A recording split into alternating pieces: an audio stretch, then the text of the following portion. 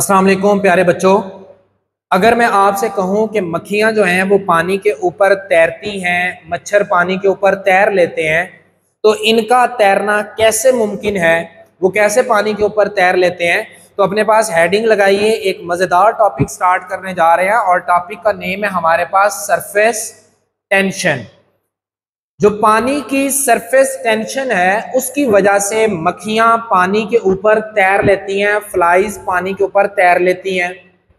या अगर आप ब्लेड देखें, जो ब्लेड होता है ना, उसको अगर केयरफुली बड़े आराम आराम से पानी के ऊपर अगर आप रखेंगे तो वो भी पानी के ऊपर तैरना लग जाएगा, वो भी पानी के ऊपर फ्लोट करता रहेगा। और ये भी पानी के ऊपर फ्लोट करना just because of surface tension होता है। तो बेटे पढ़ते हैं आज का इंटरेस्टिंग कॉन्सेप्ट सरफेस टेंशन। अपने पास हेडिंग लगाइए, पहले डेफिनेशन को देखते हैं। The amount of energy required to increase the surface of a liquid per unit area is called surface tension. नहीं समझ आई होगी, पहले नीचे डायग्राम से इसको समझते हैं, तो फिर इंशाल्लाह जो है वो आपको ये दो डेफिनेशन मैंने अलग अलग लिखी है, इसको समझने की कोशिश करते हैं। मैंने एक बीकर ली पानी की, इसमें ये पानी के मॉलिक्यूल मैंने शो कर दिए कि पानी के मॉलिक्यूल इस तरह से अरेंज हुए हैं। अब ये लेट्स से फॉर एग्जांपल ये एक सेंटर वाला मॉलिक्यूल है, मैं इसको खत्म करके ना ये वाला कंसीडर कर रहा हूं। एक सेंटर में पानी का मॉलिक्यूल है, इसकी इंटरमॉलिक्यूलर फोर्स इस मॉलिक्यूल के साथ भी है, इधर नीचे भी होगी, ऊपर वाले मॉलिक्यूल से भी होगी और इधर भी मॉलिक्यूल से होगी। यानी कि जो मॉलिक्यूल सेंटर में मौजूद है इसको खींचने वाले मॉलिक्यूल दाएं बाएं आगे पीछे ऊपर नीचे हर तरफ मौजूद है। यानी कि इसकी जो अट्रैक्शन है वो हर तरफ पॉसिबल है, इसको इक्वली हर मॉलिक्यूल खींच रहा है। मगर ऐसा होगा कि ये जो सरफेस के ऊपर मॉलिक्यूल है, ये क्या है, ये जो बिल्कुल आखिर के ऊपर जो सरफेस के ऊपर मॉलिक्यूल है, अगर मैं इसको देखूं तो इसको दाएं, इस मॉलिक्यूल को मैं कंसीडर करता हूं, इसको दाएं तरफ से भी खींच रहा है, बाएं तरफ से भी खींच रहा है और नीचे वाला भी मॉलिक्यूल कोई खींच रहा होगा। मगर ऊपर वाली सरफेस से, ऊपर वाली जगह से कोई मॉलिक्यूल इसको अपनी तरफ खींचेगा नहीं, क्योंकि ऊपर है ही नहीं। क्लियर? तो इसलिए बेटे इसकी जो फोर्स ऑफ अट्रैक्शन है, या इसको जो नीचे वाले मॉलिक्यूल खींचेंगे तो ये पानी थोड़ा सा नीचे की तरफ झुका हुआ होगा, नीचे की सिमत एक फोर्स लग रही होगी। इस फोर्स को क्या कहते हैं? Surface tension. या आप यूं करें कि अगर एक मॉलिक्यूल है ना, इवेपोरेशन हो गई, एक मॉलिक्यूल यूं पड़ा हुआ है, ये वाला, आपने क्या किया कि इस मॉलिक्यूल को यहां से उड़ा दें, उड़ा दिया, इसकी इंटरमॉलिक्यूलर फोर्स जो है ना थोड़ी सी स्ट्रेच हो जाएगी इस साइड पर, और इसी तरह से अगर ये भी मॉलिक्यूल इवेपोरेशन से उड़ गया तो ये जो अट्रैक्शन है ये थोड़ी सी और बढ़ा लेगा, एक्सटेंड कर लेगा। जैसे मैं अभी यूं खड़ा हुआ हूं, मेरा एक साथ एक बंदा है, एक उसके साथ है, हमने हाथ यूं पकड़े हुए हैं, दरमियान से फॉर एग्जाम्पल एक बंदा निकल जाता है, तो हमने अब लाइन तो नहीं तोड़नी, तो मैंने क्या किया, थोड़ा सा हाथ आगे बढ़ा के ना उस बंदे का हाथ पकड़ लिया, उसका मैंने हाथ खींच लिया और अपनी बॉडी को स्ट्रेच कर लिया, खींच लिया। This is known as surface tension. ठीक है, ये जो स्ट्रेचिंग की एबिलिटी है। तो सिमिलरली बेटे इस मॉलिक्यूल को हर तरफ से तो खींच रहे हैं मॉलिक्यूल, लेकिन इसको नीचे से कोई मॉलिक्यूल नहीं खींच रहा, तो ओवरऑल नेट फोर्स इसके नीचे लगेगी। लग कहां से रही है? सरफेस से। और ये सरफेस है, ये सरफेस यूं करके है ना, तो मेरे बेटे इसका और सरफेस का एंगल कितने का बनता है? 90 का। 90 के एंगल को आप क्या कहते हैं? Right angle. जो 90 का एंगल होता है उसको मेरे बेटे क्या कहते हैं? राइट एंगल कहते हैं।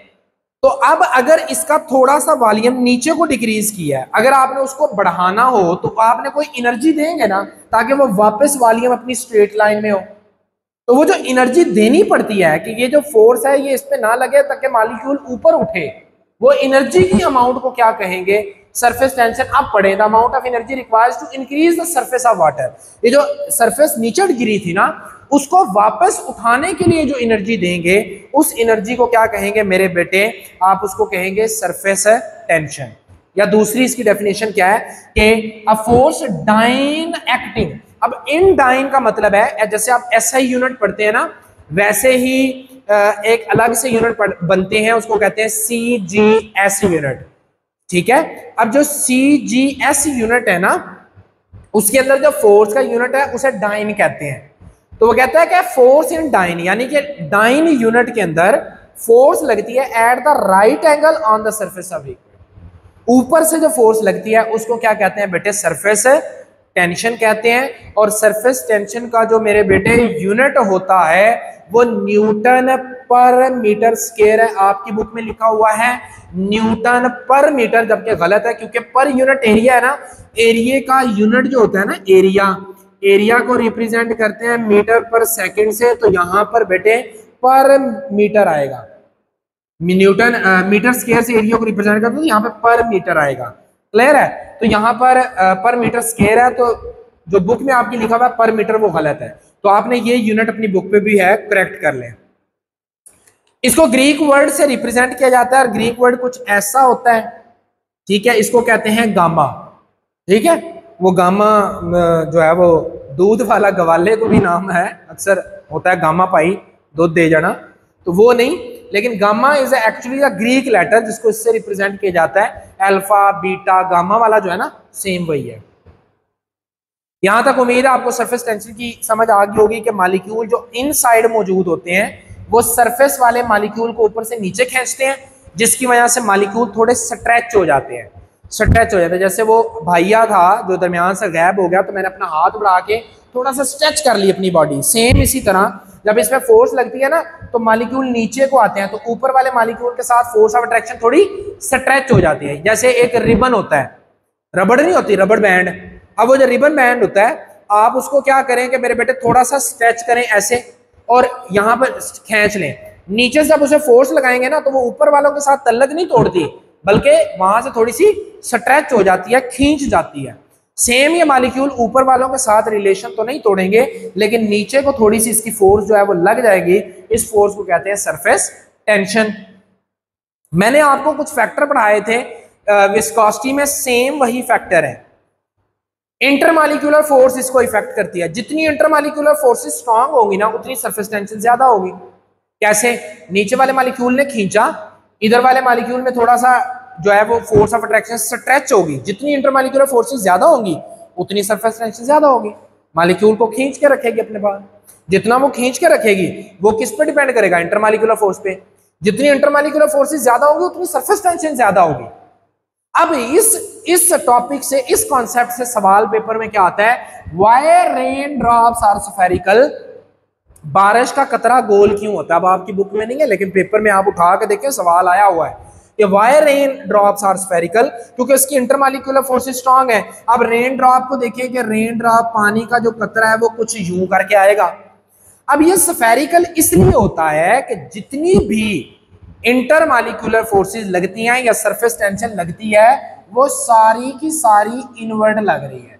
यहां से भी इनवर्ड, यहां से भी इनवर्ड, यहां से भी इनवर्ड, और हर तरफ से जो सरफेस टेंशन है पानी की वो इन साइड को लगती है, अंदर वाली साइड पे लग रही है, और इक्वल है, हर तरफ से इक्वल है। इसलिए रेन ड्रॉप जो होता है वो मेरे बेटे स्फेरिकल होता है। दूसरा सवाल आपके पास आता है, what are the surfactant. Surfactant क्या है? सरफेक्टेंट कहते हैं ऐसे लिक्विड को, ऐसी चीज को जिसको पानी में हल किया जाए, पानी में हल होने के बाद मेरे बेटे वो क्या करे? सरफेस टेंशन को कम कर दे। अब सरफेस टेंशन जो है वो डायरेक्टली प्रोपोर्शनल है किसके? इंटरमॉलिक्यूलर फोर्सेस की। इसका मतलब ये हुआ कि जब आप सरफेक्टेंट को ऐड करते हैं, तो ऐड करने से वो क्या करते हैं? इंटरमॉलिक्यूलर फोर्स को वीक कर देता है, कमजोर कर देता है। कैसे? इसकी मिसाल सर दें। इसकी मिसाल है मेरे बेटे सोप, साबुन, इसी तरह से डिटर्जेंट्स। ये जो डिटर्जेंट या साबुन आप डालते हैं वो क्या करते हैं? वो पानी के मॉलिक्यूल के साथ जो हाइड्रोजन बॉन्डिंग है उसको क्या कर देता है? वीक। जब वो वीक हो जाती है तो सरफेस टेंशन कम हो जाती है। फिर पानी जो है जब इसकी सरफेस टेंशन आपस में कम हो जाती है तो पानी जो सरफेस के ऊपर ग्रीस या कोई चीज है ना उसके साथ फोर्स ऑफ अट्रैक्शन को ज्यादा स्ट्रांगली डेवलप करता है, और उसके साथ जब ज्यादा स्ट्रांगली डेवलप करता है तो मेरे बेटे सरफेस टेंशन कम हो जाती है। यानी कि आप ये कह लें कि सरफेक्टेंट जो है वो एक्चुअल में सरफेस टेंशन को कम करते हैं, उसको क्या करते हैं, कम कर रहे होते हैं। नेक्स्ट फैक्टर आता है जी टेम्परेचर। टेम्परेचर किस तरह से इफेक्ट करता है? टेम्परेचर बढ़ाएंगे इंटरमॉलिक्यूलर फोर्स कम हो जाएगी, इंटरमॉलिक्यूलर फोर्स कम होगी तो सरफेस टेंशन डेफिनेटली कम हो जाएगी। क्लियर है? तो इंटरमॉलिक्यूलर फोर्सेस कम, सरफेस टेंशन कम। तो यहां पर लिख रहे हैं surface tension is actually the inversely proportional to the temperature. Temperature बढ़ाओगे सरफेस टेंशन कम हो जाएगी, टेम्परेचर कम करोगे सरफेस टेंशन बढ़ जाएगी। बर्फ आपने देखी होगी ना, पानी को जब आप जमाते हैं तो एक होती है कच्ची बर्फ, और जिसके नीचे देखे ना पानी तैरता अंदर नजर आ रहा था, बाउल में कोले में जब आप डालते हैं तो आपने देखा होगा कि ऊपर से एक ना वो बारीक सी खिचड़ी बन रही होती है, चिकड़ी सी उसे कहते हैं हम पंजाबी में, कि वो अभी कच्ची बर्फ है ऊपर चिकड़ी सी है, दरमियान में पानी नजर आ रहा होता है। दूसरी एक सॉलिड बर्फ होती है या पक्की बर्फ जिसको आप ज्यादा जबान में कहते हैं। वो जो बर्फ होती है मेरे पास बेटे, वो एक्चुअल में क्या होती है, वो बर्फ बिल्कुल फिक्स हो चुकी है, उसके सारे मॉलिक्यूल पक्के हो चुके हैं। लेकिन ये वाले ऐसा नहीं होते, उसकी जो ऊपर वाली लेयर होती है ना उसमें एक्चुअल में सरफेस टेंशन बढ़ जाती है, क्योंकि उसका टेम्परेचर जो है वो क्या हो जाता है, ज्यादा हो जाता है। क्लियर होगी मेरे बेटे बातें? नेक्स्ट चलते हैं जी, इसको मेजर करने का तरीका। जैसे हमने पढ़ा था कि प्रीवियस जो हमारा लेक्चर गुजरा है आपने लिया होगा डेफिनेटली, उसमें हमने यहाँ पे सरफेस टेंशन पढ़ा, वहां पे हमने क्या पढ़ा था, विस्कोसिटी। विस्कोसिटी को मेजर करने के लिए वो एक ऐसा इंस्ट्रूमेंट था, लेकिन उसमें बल्ब दो थे, उसका एक यहाँ पर भी बल्ब आता था और एक यहाँ पर भी। उसको आपने क्या नाम दिया था, ऑस्वाल्ड विस्कोमीटर या यू ट्यूब विस्कोमीटर, या तीसरा नाम उसको दिया था कैपिलरी विस्कोमीटर। तीनों नाम हमने उसके दिए थे। क्लियर है? तो तीनों नाम जो है वो यूज किए थे किसकी मेजरमेंट के लिए, सरफेस टेंशन के लिए। अब हमने क्या करना है, सॉरी विस्कोसिटी के लिए, अब हमने मेजर करनी है सरफेस टेंशन। सरफेस टेंशन के लिए जो यूज करते हैं हम ऑपरेटर्स या जो इंस्ट्रूमेंट यूज करते हैं उसको मेरे बेटे क्या नाम दिया जाता है, स्टेलेग्मोमीटर। स्टेलेग्मोमीटर भी सेम वैसा ही है, विस्कोमीटर जैसा ही है, लेकिन उसके अंदर दो बल्ब होते हैं, इसके अंदर एक ही बल्ब है, बाकी यहां तक सेम है। सेम ये जो हिस्सा है ये बिल्कुल बारीक होगा, इसको कहते हैं कैपिलरी ट्यूब, बिल्कुल बारीक है। ठीक है, इसमें से बिल्कुल स्लो स्लो करके पानी के कतरे नीचे गिरेंगे। यहां पर आपने क्या करना है, जिस लिक्विड की सरफेस टेंशन निकालनी है ना उसको यहां पर भर लेना है। ठीक है, यहां पर एक मार्क होगा, एक मार्क होता है आपके पास यहां पर। सपोज मैंने अभी मार्क लिया है, एक को मैं कह लेता हूं मार्क नंबर ए, एक को मैंने कह लिया मार्क नंबर बी, दो मार्क ले लिए। इसमें लिक्विड को यहां तक भर लें और फिर उसको थोड़ा सा बहने दें ताकि वो लिक्विड यहां तक आ जाए। जब यहां पर आए तो आपने इसके ऊपर अंगूठा रख के ना रोक लेते हैं। तो आपने क्या किया कि इसको जब ऐसे यहां तक आ जाए ना, पानी यहां तक आ जाए, पानी का लेवल इस मार्क के ऊपर तक, तो आपने इसको छोड़ना, सिंपल इसको जो है ना बहने दें। स्टेलेग्मोमीटर है ना, इसको बहने दें। इसके ना नीचे से कतरे गिरेंगे ड्रॉप वाइज, उन ड्रॉप्स की काउंटिंग कर लें, गिन लें। यहां तक जब मार्क पे आ जाए ना तो उसको बहने दें, यहां तक बहने दें और उसके कतरे काउंट कर लें, 1 2 3 4 50 100 200, जितने भी कतरे यहां से गिरे उन कतरों को आपने काउंट करना है। अब उनकी जो तादाद होगी उसको रिप्रेजेंट करेंगे n के साथ, ठीक है, उन ड्रॉप्स की, और जो उसकी डेंसिटी होगी लिक्विड की वो मालूम करनी है। अगेन रिपीट कर रहा हूं, आपने जिस लिक्विड की सरफेस टेंशन निकालनी है उसको इसमें भर लेना है, मार्क तक, ऊपर वाले मार्क तक भर लेना है और मार्क को यहां से छोड़ना है और नीचे इसके कतरे गिरेंगे, ठीक है, ड्रॉप्स गिरेंगे, उन ड्रॉप्स को काउंट कर लेना है। पहले आपने करना है पानी के साथ, उसकी रीडिंग नोट कर लेनी है, ठीक है। फिर आपने करना है जिस लिक्विड की आपने मेजर करनी है, मिसाल के तौर पे ऑयल की ही कर लेते हैं कि ऑयल की सरफेस टेंशन कितनी है, उसके भी कतरे ऐसे ही गिन लेने हैं, ठीक। तो यहां पर ये गैमा का मतलब है surface tension of water, N का मतलब है number of drop of water, D का मतलब है डेंसिटी ऑफ वाटर, कि पानी की जो है वहां पर जो डेंसिटी होगी वो कितनी होगी, वो आपने वैल्यू लगा देनी है।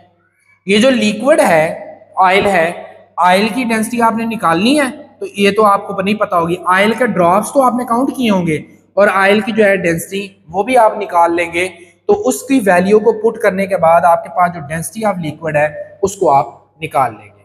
क्लियर है? यानी कि यहाँ से लेके यहाँ तक बहने तक जितने कतरे होंगे आपने उन कतरों को जो है वो काउंट करना है, जितने ड्रॉप्स होंगे उन ड्रॉप्स को काउंट करना है, तो आपका ये जो अपरेटस होगा इसका फंक्शन पूरा हो जाएगा। क्लियर होगा मेरे बच्चे? तो आज का जो हमारा टॉपिक है दैट वाज सरफेस टेंशन, वो आज अपने इख्तिताम को पहुंचता है। हमने इसके फैक्टर, इसको कैसे मेजर करते हैं, वो तमाम चीज़ें देखी।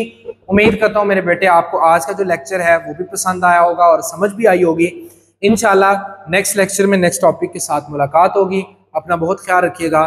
फी अमानिल्लाह।